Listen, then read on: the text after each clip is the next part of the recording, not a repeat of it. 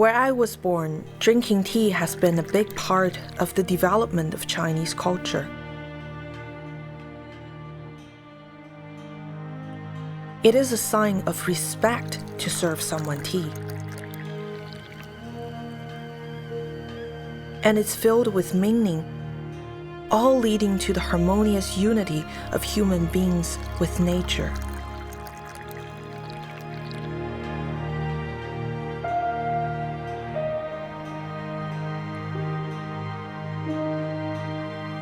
In China, the meaning of being invited to tea has changed drastically. I learned that when, because of me, my father received an invitation to tea from the state security forces. And it wasn't an invitation that he had the freedom to turn down.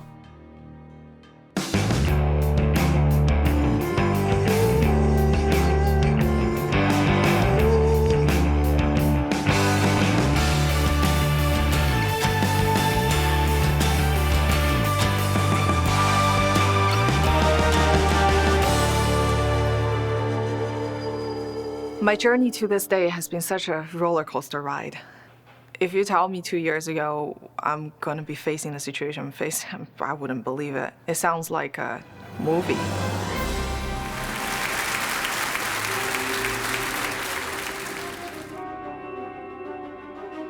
Her father was receiving threats as a result of her outspokenness against human rights abuses in China. I was trying to advocate. Millions have been imprisoned, tortured, and sexually assaulted. It is possible to stand against tyranny.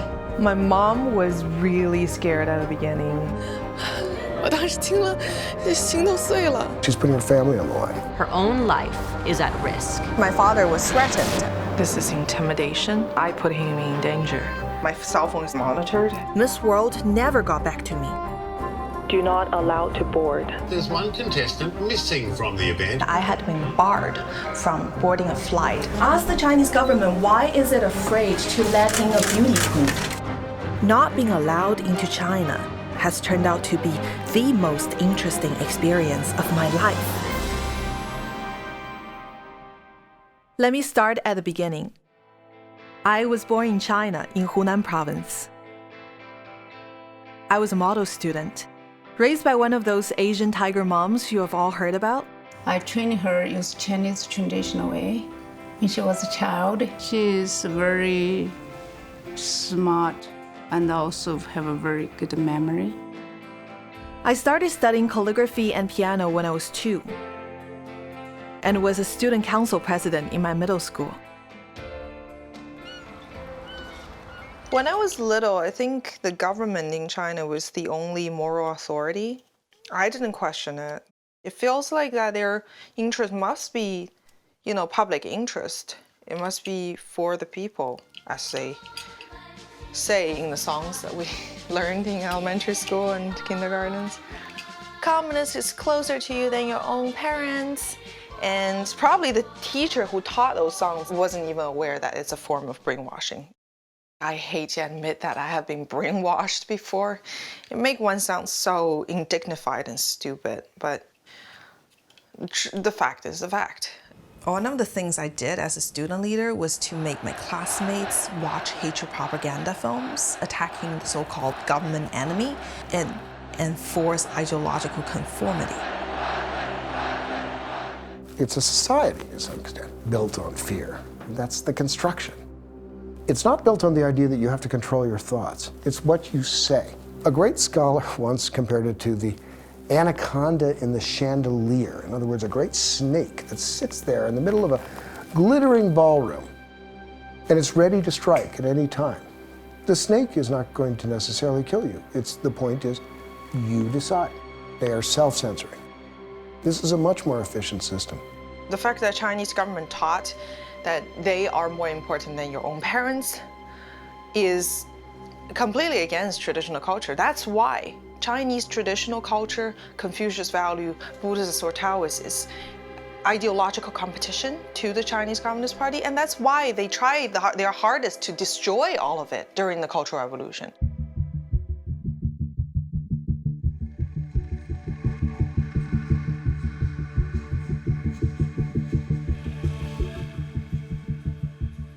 Even decades after the Cultural Revolution, there's still a lot of those things in the education system. My father is still in China. He always teach me that if you're gonna be like a good person, you gotta be like useful to the society. You gotta contribute. You have to contribute. My father grew up in the middle of Cultural Revolution. He always said that Communist Party is the best. I honestly don't know if my dad believes what he says, because right now, for me, that sounds really stupid. I don't want to say that about my dad, but it is really stupid. And my dad is a really smart man. He has a PhD, but it hurts me to think that at one time he believed all of this.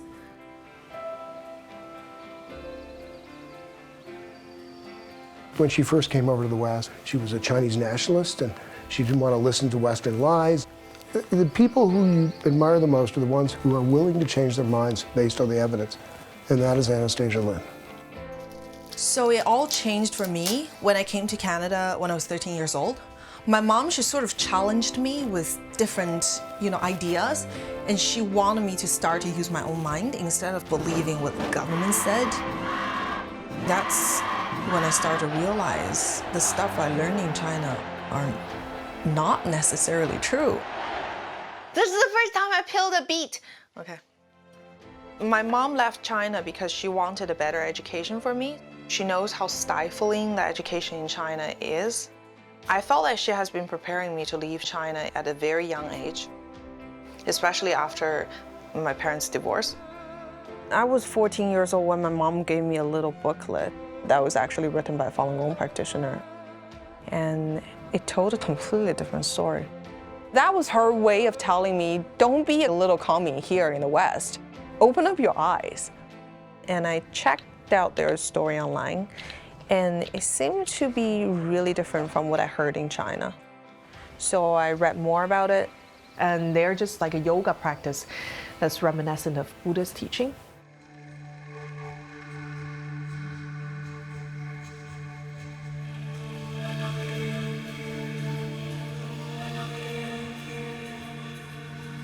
I was shocked. I did more research about the persecution of Falun Gong, of Tibetans, of Uyghurs, and also democratic movement. And the more research I did, the truth, the whole picture just got uglier and uglier. I didn't know what to believe anymore. I continued with school and eventually went to university to study acting. I was approached by a filmmaker, and he said that he was having a problem finding Chinese actresses who would be willing to act in projects that tell story about human rights violations in China. As part of my research, I met with a lot of survivors, real human rights victims. It was heartbreaking, and it really opened my eyes. And I sure didn't know how to do anything about it. But I started to learn what I could do from a beauty queen. I met Nazanin Afshinjan, Miss World Canada 2003, in a Human Rights Assembly. She's an Iranian human rights activist. She had this glow on her, and everyone was listening to her so attentively. I guess that's when the seed was planted, that one day I want to be a beauty queen like her, and speaking about important issues. She had asked me how she could advance her cause, condemning the Chinese Communist Party for their human rights abuses. And she was an attractive young lady, intelligent. I told her Miss World might be her ticket to advancing her mission because of their motto, beauty with a purpose. Eventually, I worked up the courage. Didn't tell my parents. I submitted an application to Miss World Canada, and I was selected as a finalist in the national pageant.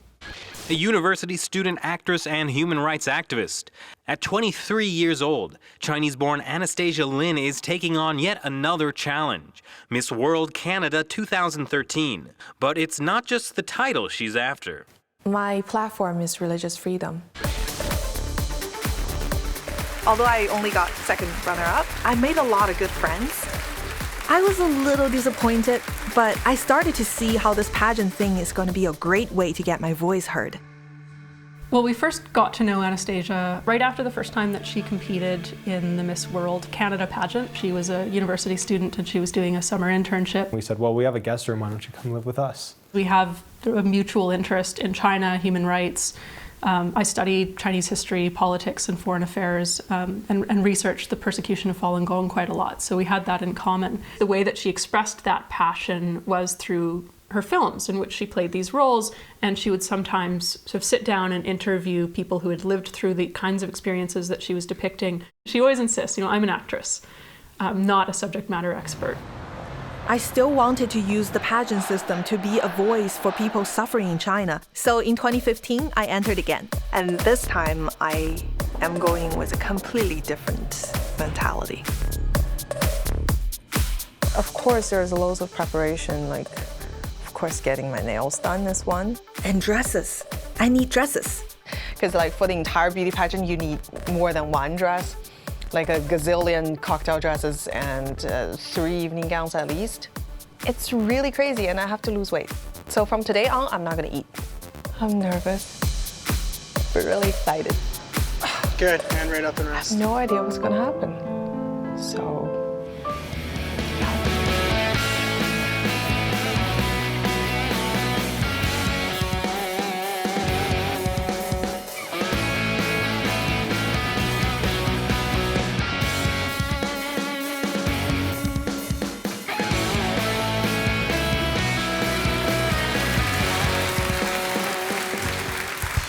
I was born in a repressive country. I've been working to advocate for human rights cause, especially religious freedom. So I believe that I should use my liberty to advocate for theirs. Thank you very much. Congratulations, ladies. So when you're standing out there and they start calling names, third runner-up, second runner-up, when I get to first runner-up, that's when you don't want to hear your name. And they called the other girl's name, and I was like, ladies and gentlemen, your Miss World Canada 2015 is Anastasia Lin. I was like, this is wow. And my mind did go blank. I'm Miss World Canada. And then she placed the crown on my head. I felt this very warm energy from top down. And I was like, this is real. I felt like this huge door behind me closed, and there's this door in front of me that opened. It's like a new journey. I just felt this huge responsibility, this huge weight that dropped on my shoulder.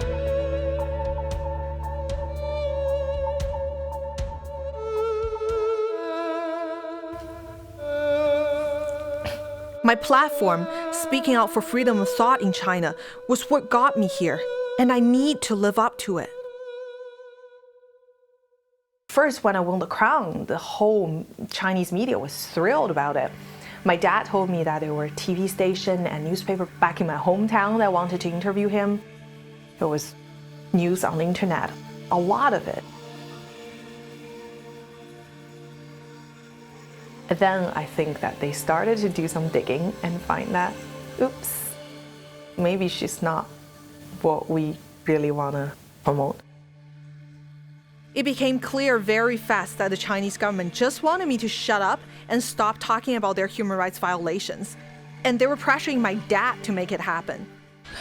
然后父亲跟我说，就是国安过来找我们家说，如果我再继续说话的话，就会把我们家弄得像文革一样，父不认子，子不认父。然后我问爸爸有什么事情这么严重，然后他说你给我们国内的人留条活路吧。我当时听了，心都碎了。When she first heard about her father, she was panicked, didn't know what to do. The other thing too was that made it so bad was she was on such a high. Yeah. She had just won this pageant that she had wanted to win for years. And she had the pride of her father and the whole town. And then in a flash, it was totally different. her father couldn't talk to her. She felt like what she had done, this great thing, could have been a horrible thing. Like Chinese people even have the saying now. Being invited to tea, it basically means when they call you up and probably threaten you if you don't be quiet or your family don't be quiet, God knows what they are gonna do. I don't know what they told my father. It has nothing to do with him. Doesn't matter if I say something right or wrong, it has nothing to do with other people. He's been my support throughout my life. And he was that safety blanket that made me feel like nothing is really gonna go wrong ever, because he's there.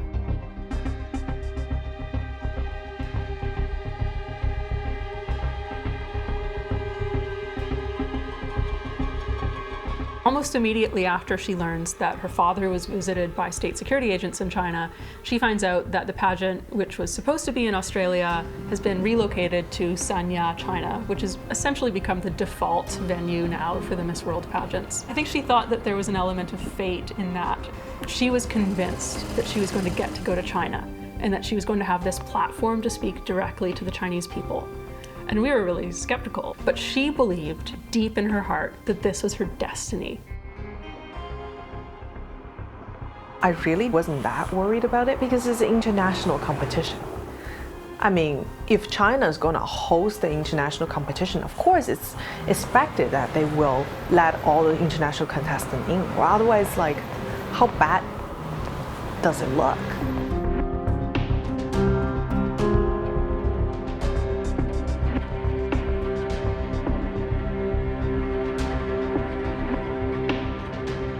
When I found out that she didn't get the invitation to go to China, I had to do something to somehow make it work.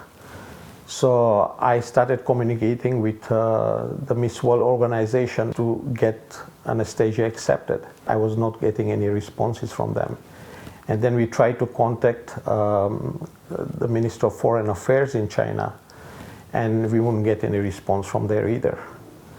And I was very saddened because to see Anastasia trying everything and preparing herself for these big finals, and she couldn't get there. I know what they want from me. They want a big public apology. That's how they operate. There's this like K-pop star in Taiwan. She was waving like a Taiwanese flag on TV or something, and the Chinese government got so upset at her. And like the next thing you know, she was bowing on the internet.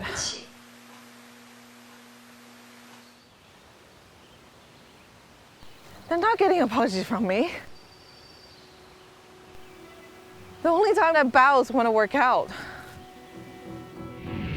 What brought the Globe and Mail to this equation was that we had been hearing about these issues with Chinese Canadians as a result of things they would say here on Canadian soil. Anastasia's story was interesting because her father, as we well know, according to her, was receiving threats. That was very difficult to verify. We couldn't phone the father and say, are you suffering as a result of what your daughter has said? We couldn't call him at all. We had to take her on trust. That was an issue. But there's so many similar anecdotes that I've heard in the course of reporting over almost 2 years in the community that it seemed within the realm of reason.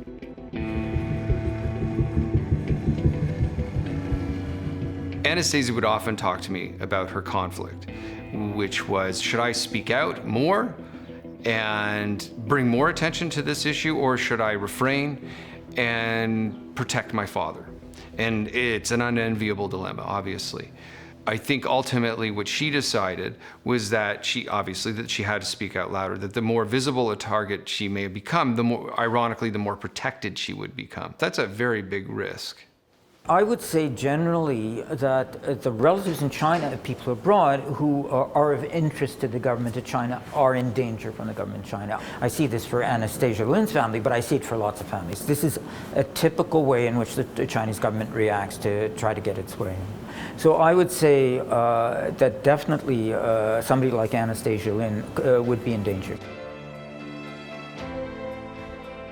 My mom was really scared at the beginning with everything that was going on, and she felt like I was making the worst decision in my life by telling the public about it. And then after she came to my graduation in June, we had a very frank talk, because we can't really talk freely on the phone. Even in Canada, my phone might be tapped. So I went out for a morning run with her, and I told her what my thoughts are and what I wanted to do. And I think she understood. For me, speaking up turned out to be writing something for a big American newspaper. I wrote to the Washington Post editor, and they replied saying that, asking me if I wanted to write an op-ed. My father was never so proud of me as when I was crowned Miss World Canada. Now, just a few weeks after I was crowned, my father is afraid to speak to me. No doubt fearing for his livelihood and business, my father asked me to stop advocating for human rights. He told me that if I don't stop, we would have to go our separate ways. Leaving China doesn't make one free. Not when friends and family there become Freedom hostages. comes when we stop accepting tyranny. What I respected about her was that she was doing something that I wasn't doing. I don't put myself on the line when I write about these issues. I do not put my family on the line. Anastasia's putting herself on the line, she's putting her family on the line. This is a real sacrifice. When somebody does that, when they stand up like this, and they're Chinese, China does not take kindly to it. It's almost racial. It's like, you're one of us. You do what we say. The fact that Anastasia stands up to that, yeah, I respect that. She's one of the few people I'd really use that word, courageous. This was not some sort of publicity stunt. Since my op-ed was published on the Washington Post, I've been invited to speak at the American Congress. I wouldn't use the word horrified, but I was a little frightened. We now turn to Ms. Lin for her testimony. As soon as I was asked to speak, My name is Anastasia. I felt this overwhelming power that sort of supported me to speak the truth. That is my hope. It was something that I don't think I've ever experienced before.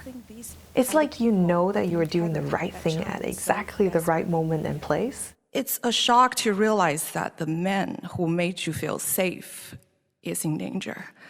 I had to choose between silence and my hope for a better China. I think it's amazing, and it'll be shocking to a lot of Americans to know there are people living in this country, perhaps American citizens, who are being extorted and or blackmailed through the safety or security of their own relatives back in China. This is the regime's policy of guilt by association. And this is why my father was threatened by the security forces. Never mind that I am a Canadian citizen, upholding Canadian values on the other side of the world.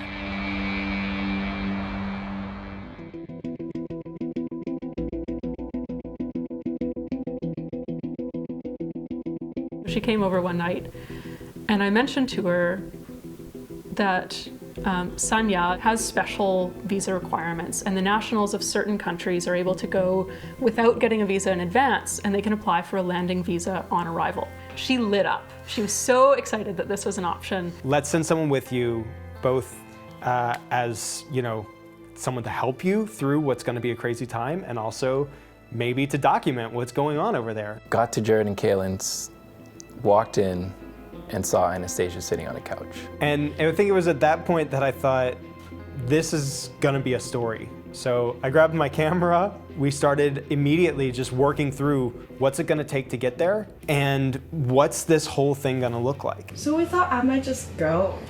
Like tomorrow. Oh, wow. Yeah. It was pretty crazy, I will tell you. So the plan was to pose as a tourist with the camera around my neck, hit record to capture whatever I could. I think everyone was fully aware of, you know, the potential risks. We were trying to figure out what would she need once she got there, and we were thinking she needs a burner phone, she needs a new laptop, sort out hotel logistics for her, and she was just I think she just went home and she's dress, like, makeup, all of the things that she needed to actually compete, because that was her plan the whole time, was I'm going there to compete. I gave Kaylin and Jared a list of contacts for reporters that have been calling me for weeks to find out if I got the visa or not. The plan was if I got in trouble, they would call the press and give them the story. These are my favorite everyday shoes. It's like they're so comfortable, you can run in them. In case if I have to run from the Chinese police, I'd go for these ones. Okay, awesome. I'm nervous. I'm really nervous. Our flight was to Hong Kong, then a connecting flight to Sanya. Unbeknownst to me, she took this secret flight to Hong Kong. I have all these voice messages from Craig Offman with the Globe and Mail. I've learned from the Chinese embassy that she is non grata in China. And finally I call him back and he says, "Where's Anastasia?" Her phone's being answered by someone else. And we said, "Oh, Craig." Suddenly I got the tingle and I realized, no, she is not. Anastasia is en route to China. This looked like a colossal mess. She's going right into the eye of the hurricane. When we landed, I got a text message from Kaylin. At that point, she had found out that she was persona non grata. But after flying for 18 hours, I was not going to give up. I was certainly worried. And all sorts of thoughts started rifling through my head. They could detain her, interrogate her, at a minimum that they would try to get intelligence out of her. China does not recognize a second passport. She crosses the border, she is Chinese property. The threat that she faced was genuine. We're told that we needed clearance from Sanya in order to board. We had went to try and do an early check-in. They said, please come back. We came back maybe an hour later. They said, I'm sorry, we're still having issues. They ultimately give her a cell phone, and it's the Sanya authorities on the cell phone. Not able to apply for a visa on landing in Sanya. Do not allow to board. Thank you. Let's get out of here. Okay. Now we have no idea what's going to happen. 那么中共肯定是不喜欢这个。 My story is only the tip of the iceberg. It reflects a much larger picture. He said no, and he hung up the phone after. I would like to ask you, as members of the media, to press for answers. Denied a visa by China after publicly criticizing that country's human rights record. There's one contestant missing from the event, and that would be Miss World Canada. She's been stopped from traveling within China to take part in the pageant.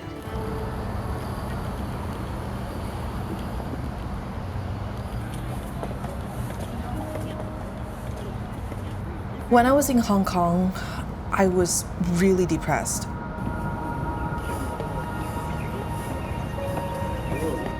I was like frightened because I knew the entire world was watching me.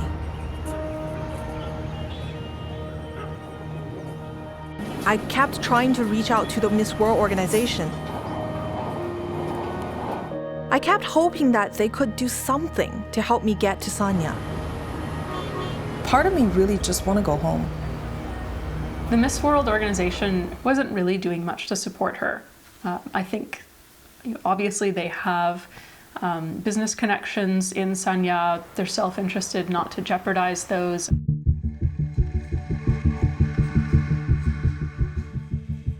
And to not have a comment come at any level from the Miss World organization, I think was a huge disappointment. I tried everything to communicate with the Miss World organization, and she did too, but we couldn't get any response. Of course, I expected the Miss World organization to play an important role because this is their job. It was about 7 days before I gave up and decided it was time to go home. So we landed and started exiting. Anastasia walked ahead of me, and all I heard was screaming and yelling. There was media there. There were a lot of fans holding up posters, showing their support. You can see the look on her face. She was just really touched and moved. After coming off a really sort of lonely and tough run. I didn't expect this to become an international incident, that's for sure.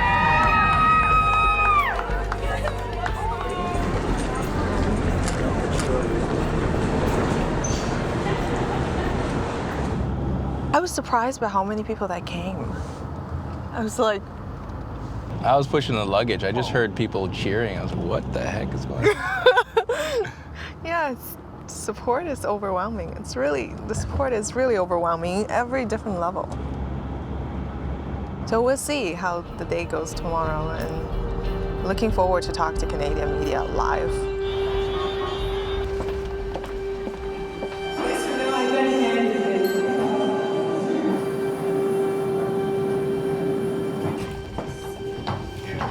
You had said that you were disappointed that this new government, new Liberal government, didn't stand up for you. And we got a statement in part from Global Affairs Canada. I just want to read in part what it said.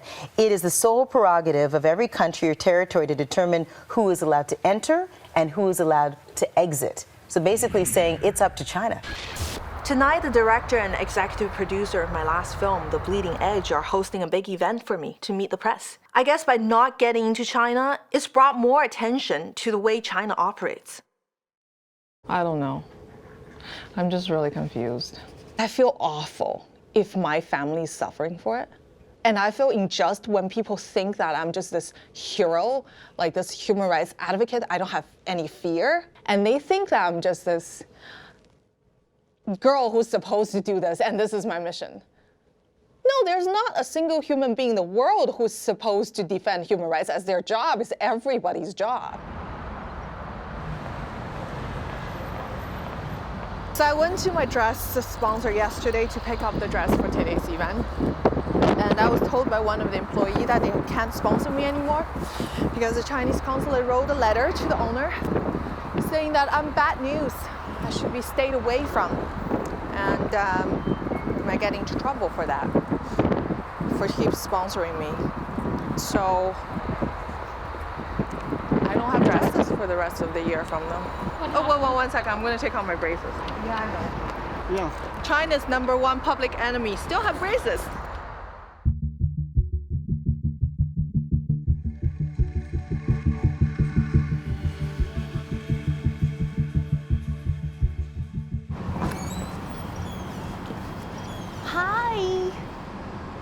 I'm very upset about it, actually.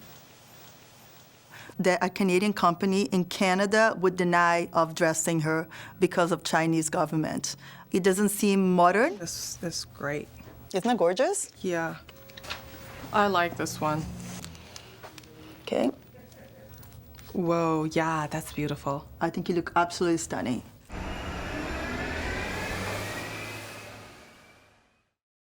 Ladies and gentlemen, the beauty queen the world cannot stop talking about, Miss World Canada, Anastasia Lin.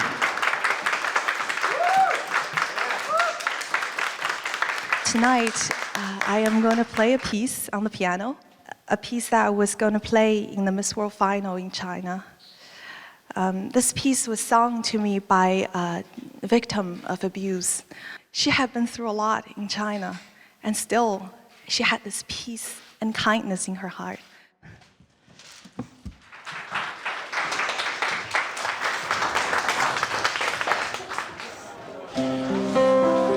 It shows you how weak is the Chinese regime, with all its army, with all its satellite, with all its economic, is scared from a small little beauty queen.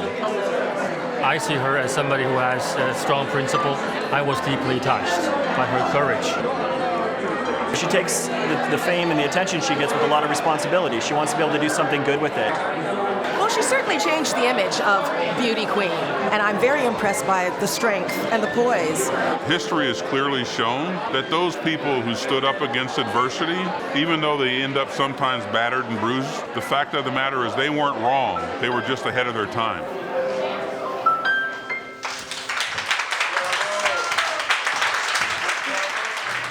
I guess I never really had a chance to reflect on my experience. I never had a chance to think about how, how tough it actually was. Yeah, and when I started to talk, I was like totally went off script too.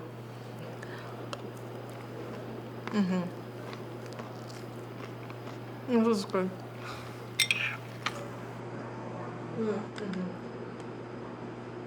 I want to eat more ice cream.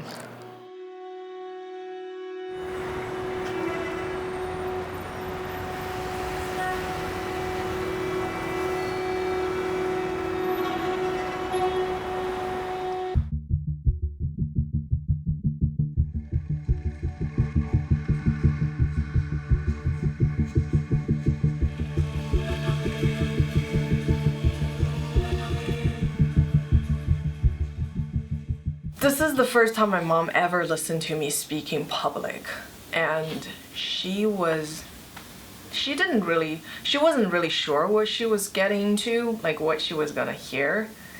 She actually asked me, what exactly is this event and what are we talking about here? I am proud of her. She's very confident.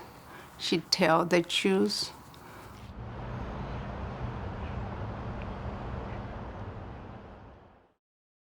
When I think about the fact that she's a 25-year-old woman coming here to Washington, D.C., speaking before a nationally televised audience in the same venue that everyone from the President of the United States to the President of Turkey to any number of entertainers over the years, I can understand why it would be pretty shocking to her.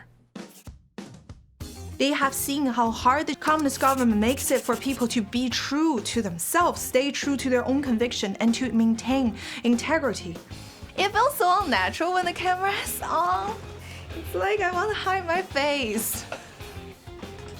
Today, I should be in Sanya, China, representing my country, Canada, in the Miss World final. I have to be honest here, I am afraid. But as I reflected on what to do, it becomes clear that I cannot give into fear. Well, our speaker today, probably in her heart of hearts, would prefer not to be here. Ladies and gentlemen, please join me in giving a warm National Press Club welcome to Miss World Canada, Anastasia Lin. Today, I'm supposed to be in Sanya, China, but I find out that I have been declared persona non grata by the Chinese government. Persona non grata, I had to look it up on Wikipedia. I think the Chinese government was just going to pretend that I didn't exist and hoped I would just simply go away. It is also not just about millions of Chinese immigrants would feel safe and free in their adopted countries without having to worry that our family members are going to be threatened back home. It's about whether countries around the world who deals with China are willing to defend the very principles that animate their own societies. The Chinese government continues to do these things because the international community continues to allow them to. Together, we can prove to the Chinese Communist Party that our free world's most treasured beliefs are not for sale. Dear member of the press, thank you very much for your attention and your interest in my story. Your voices have supported me throughout my journey since half a year ago when my father was first intimidated. Thank you very much.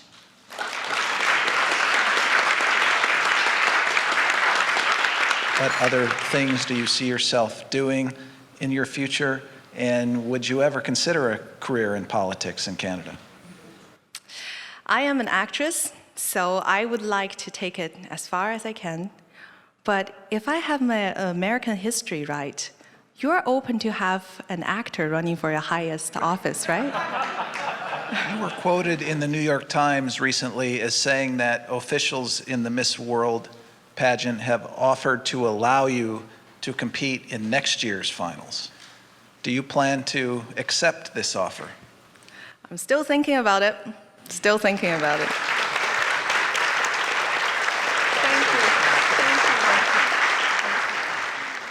It was such a relief for me to know that my mother understood what I was trying to do.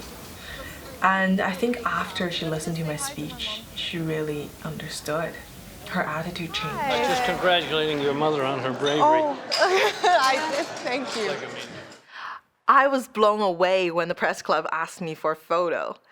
Their walls are covered by people like Mother Teresa and Princess Diana and every US president since I don't know when. and now a little badass beauty queen.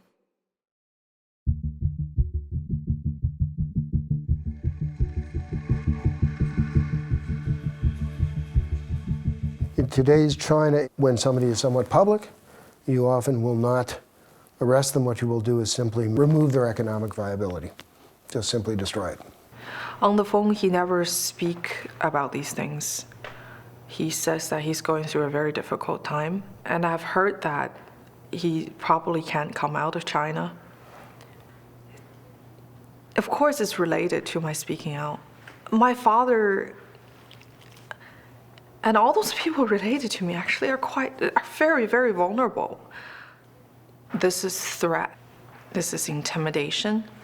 This is a state acting like gangster.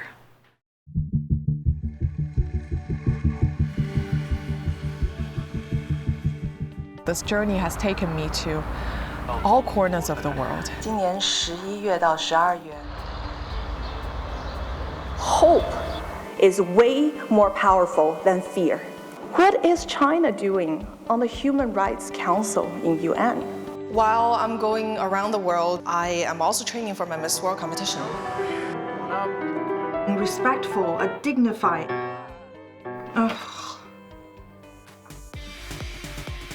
If there are any reasonable grounds to believe that forced labor is part of a company's Chinese supply chain, shouldn't it stop sourcing product from that country?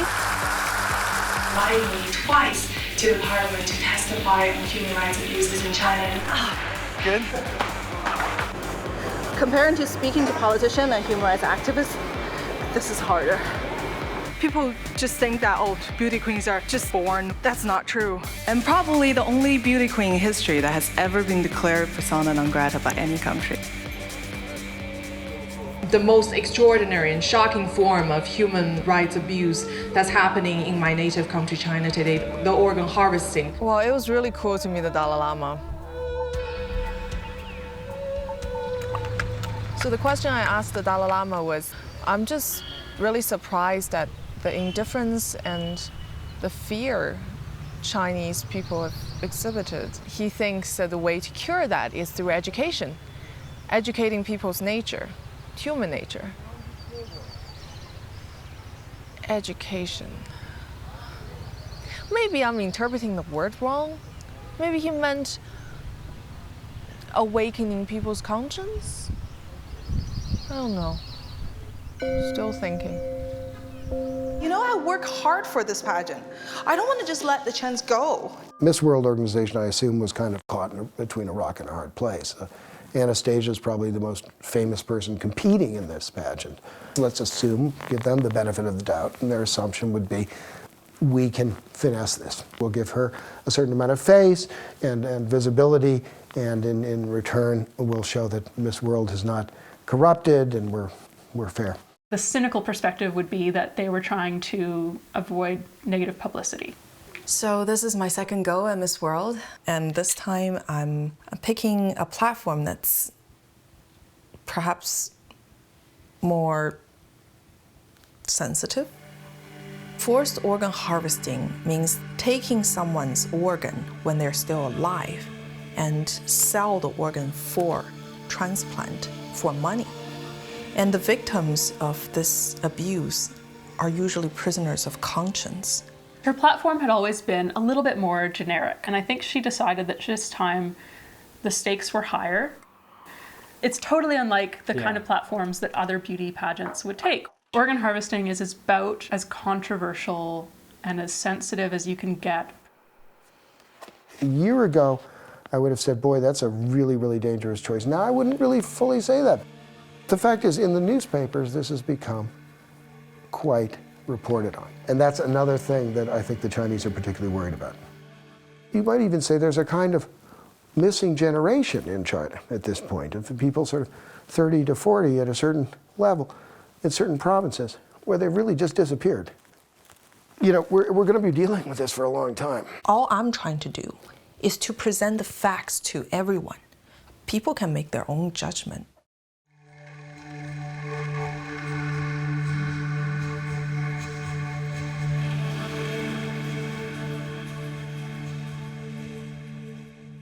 In a few weeks, this beauty queen is going to stand on a stage in Washington, D.C., and her platform is not going to be world peace. It's going to be organ harvesting. Fate is sort of funny. You know that every single time the Chinese government tried to take something away from me, something better has come from it.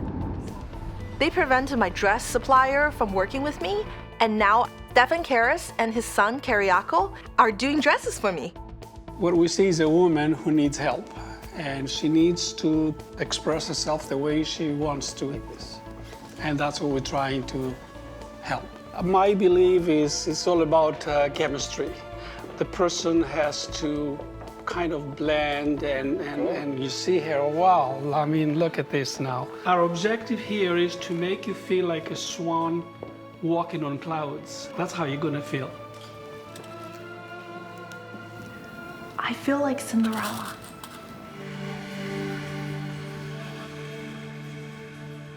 The truth is, if I lose the spotlight, anything can happen to my dad any day. And I won't have the power to do something about it. Like, let's say if they arrest my father tomorrow, and what do?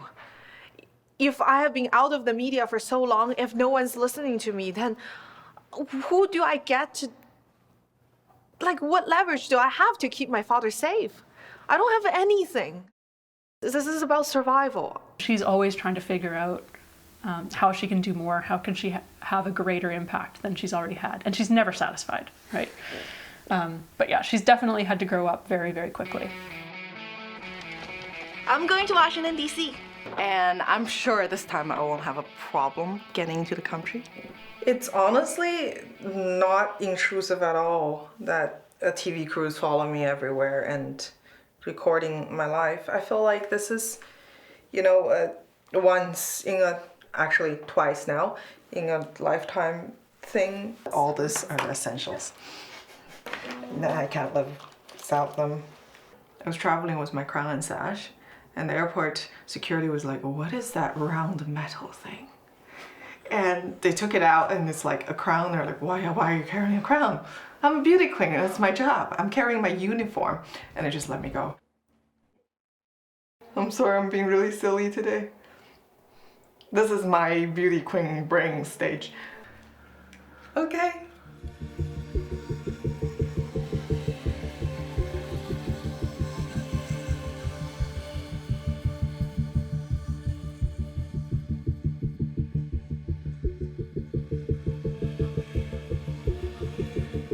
Well, once Anastasia signed on for round 2, the Miss World organization pretty much put a naval blockade around her.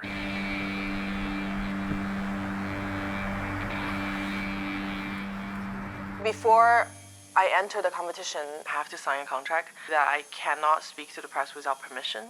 She was very adamant from the beginning that the rules that she and the other contestants have agreed to require her to get permission. So I sent a message explaining I'm a columnist for the Boston Globe. No response. This total silence, that was a new one for me. Not only did they deny the media access, they don't even acknowledge the request. Ethically, I think it's been difficult for her to stay there because she feels like if I'm not speaking, if I'm not getting my message out, what am I doing here? What is this all for? I directed it all to Miss World. I went out to the Miss World office and told them that there has been a lot of media inquiry. When you don't respond to them, they will write with or without you. It's sort of ironic, isn't it? Because the Chinese government has, I think, tried quite hard to get her to be quiet on these issues. And now it seems that the organization that she thought was giving her a platform to speak, that they also don't seem to want her to speak about these issues. I didn't see that it was my obligation to wait for the Miss World organization to finally get around to acknowledging requests. So I told Anastasia that I was going to fly down to Washington. I went up to them and say, they are sending a reporter here. You need to give me, an answer. They didn't respond. So Jeff arrived in the lobby. Wandered around a bit, and then I noticed, this young woman in a tracksuit walked up and introduced myself. And then I insisted that we sit in the very open lobby area in front of the elevator so that I'm not hiding anything. I'm doing everything by the book. I actually thought it would be easier if we would just leave the hotel. She was quite insistent.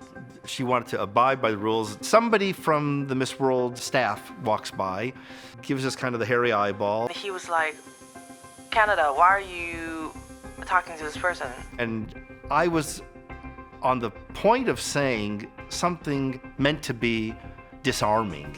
She immediately cut me off. I said, this is a journalist from Boston Globe. And as soon as this guy heard some reference to the media, it was as though he had gone to DEFCON 4. And he immediately called other people to come. I mean, I was expecting a file of Marines. Miss Canada is here with a journalist. 2 more people step off the elevator. The look on their face was like, I've done something horrible.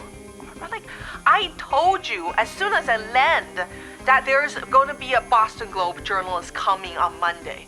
You can't just say that I didn't tell you. And at some point, they kind of maneuver Anastasia over closer toward the elevator. One of the 2 is questioning me. And I explained all this and said, your people don't respond to phone calls or emails. I do remember hearing her say very indignantly, I'm not lying. I'm freaking telling the truth. Last thing I saw was that she was, hustled onto the elevator. And so they said, you can be disqualified for this. We'll notify Julia Morley and we'll let you know the decision in the morning.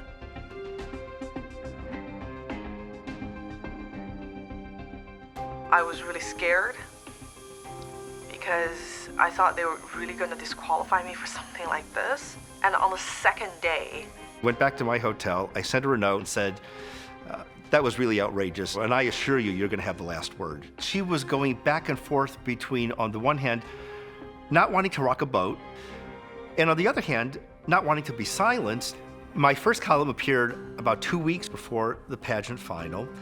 I had wanted all along to focus it on the films, both the documentary, Human Harvest, and the drama, The Bleeding Edge. And there was going to be a premiere of her movie, was going to take place in Washington during the pageant. Now that I understood that there was never going to be any official granting of permission, I had to think about how to write the column so that there would be no excuse for the organizers of the pageant to say, look at this column, it broke the rules. Nothing in that column did break the rules.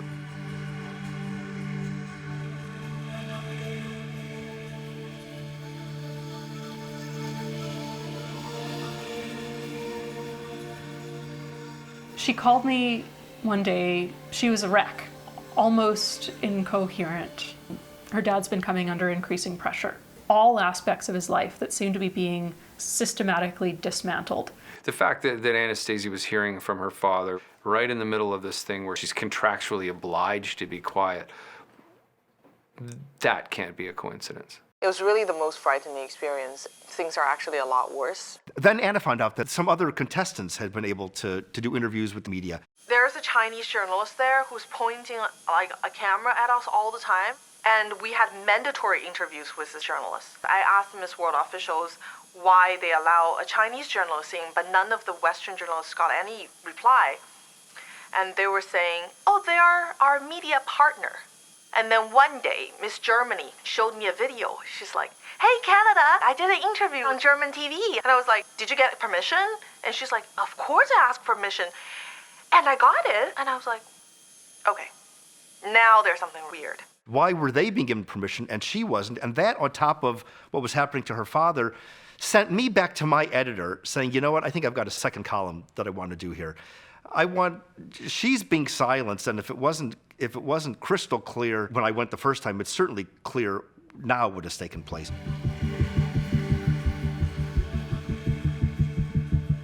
Wall Street Journal first, can't hold it anymore. And then New York Times. And then in the space of 36 hours, there was just this tremendous avalanche of attention. After I have been holding Jeff, don't write anything for so long, it's his story. And I laid out exactly what had happened. And once again, we were seeing a repeat of what had happened a year earlier. Those who tried to stifle her ended up seeing their efforts backfire. The difference is that in 2015, it was the Chinese government. Very different was this year when it was the Miss World organization incorporated in the United Kingdom. In Washington, D.C., which I think we can still call the capital of the free world, the UK chartered Miss World organization is going to keep her from speaking. That I thought was just unbelievable. She's brought also attention to another issue, which is what happens when China gets involved with anything. They corrupt it. Reforming pageants is not going to be the big thing I'm going to be writing my next book about, okay? But is it important for people to see how corruption works? Yeah, that's absolutely essential. When I read the news reports about what's happening now, that it seems that Anastasia is kind of being muzzled, can we say, to some degree, I think that what a reporter would have to do to look at this and examine it the right way is follow the money. Where's the money coming from that funds the pageant, and does that have any influence on what's happening now? Magically, after that 3 articles, Miss World set up a press office.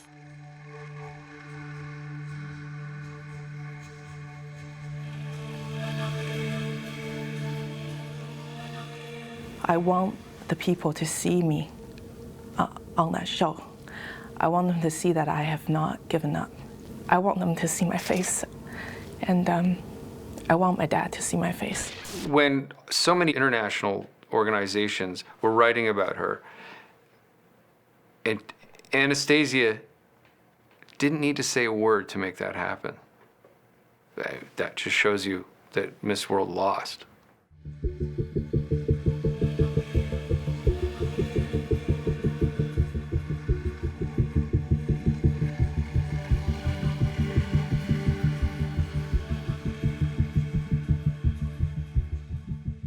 You can't imagine what I've been through.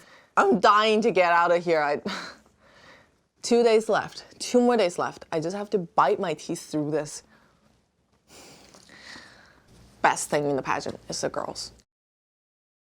The pageant organized us to go to New York City. I knew that there was a huge billboard in Times Square with my picture on it. Our bus passed in front of it. All the girls on the bus were screaming, Miss Canada, you're on Times Square. You're on this big, huge billboard. Why? And I didn't even know if I could say why. I didn't know if I could tell them. I wish they can just read like the sign beside it, victim of communism. But I couldn't say, because we were on the bus and there were a lot of people around.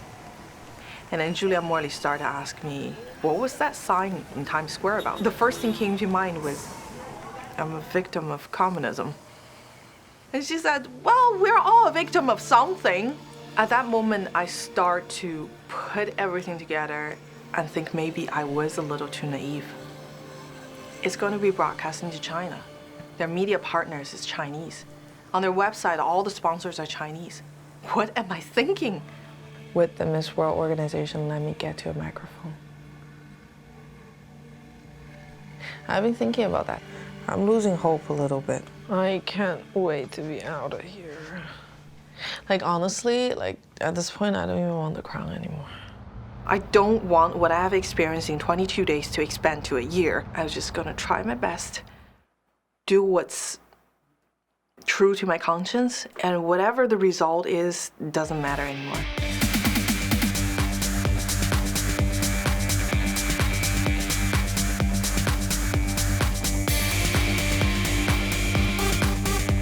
In the final, when they called the top 20, Canada was not called, and I wasn't surprised at all.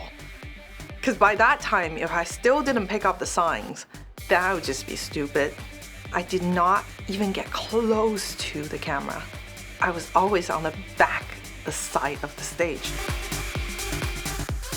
I realized that this Miss World journey is over. This is the last pageant I will ever enter. Puerto Rico!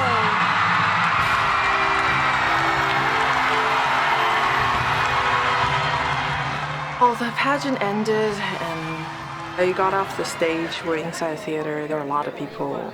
There were cameras. Media was there. Finally, I got on the stage this time, and with no visa problem, apparently. And I will never give up. I was really encouraged. I feel like they're not taking pictures with the beauty queen. They're taking pictures with me. that phase of my life is finally over. Freedom! That's awesome. I can talk to media without asking for permission. I have journalist friends, like a few of them sending me telling me things like the only microphone they can keep you away from is their own. I did what I came here to do. I just want to go home. I'm definitely not the same woman as when I started. I'm totally cured from pageant. I've learned so much, and I'm so looking forward to the new chapter. I feel like I can feel happy with what I have accomplished. Still the best dress in the pageant, babe. For her, this was never about the crown. It was about the message. And it was about her values and the values that are being crushed in China. Has she won? Absolutely. I'm totally retired. So this is my celebration. She's made her name in being someone who's outspoken, who has given herself gravitas, and almost made a farce out of this idea of beauty with purpose that Miss World advances. Beauty Queen Diet 101.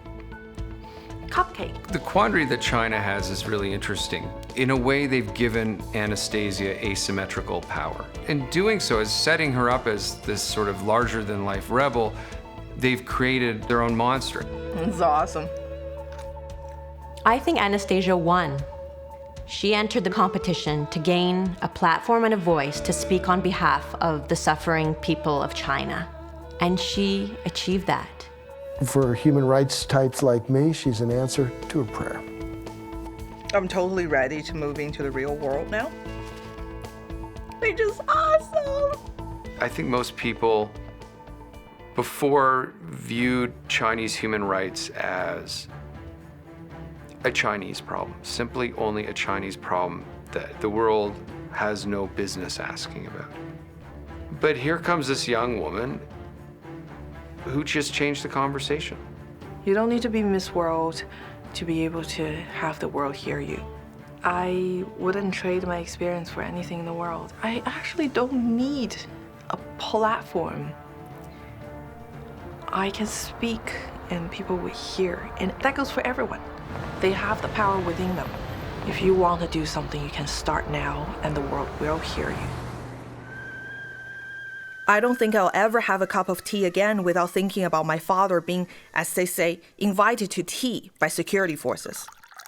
Even this simple pleasure has been changed forever for me by this Chinese power play.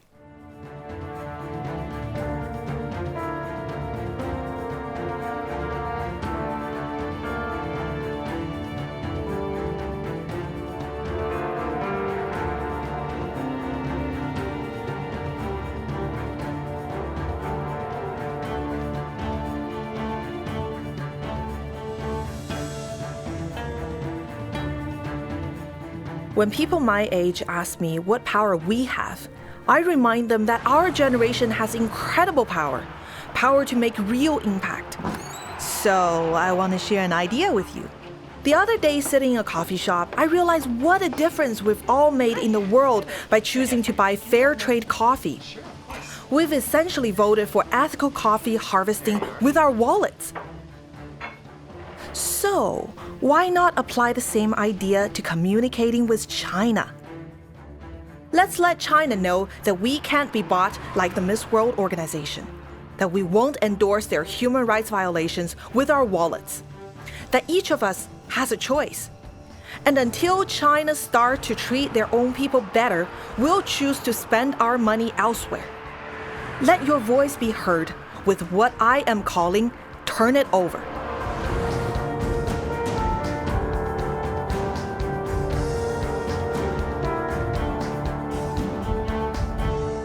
Here's my contribution.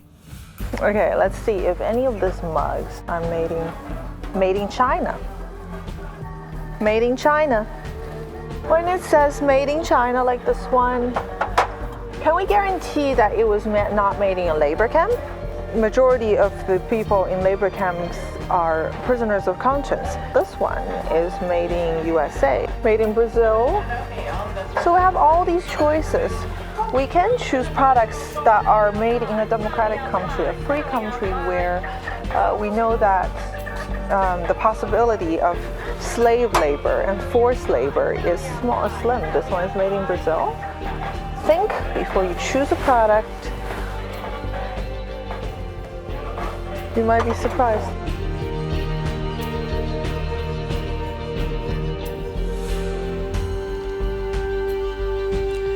It's okay. Made in England.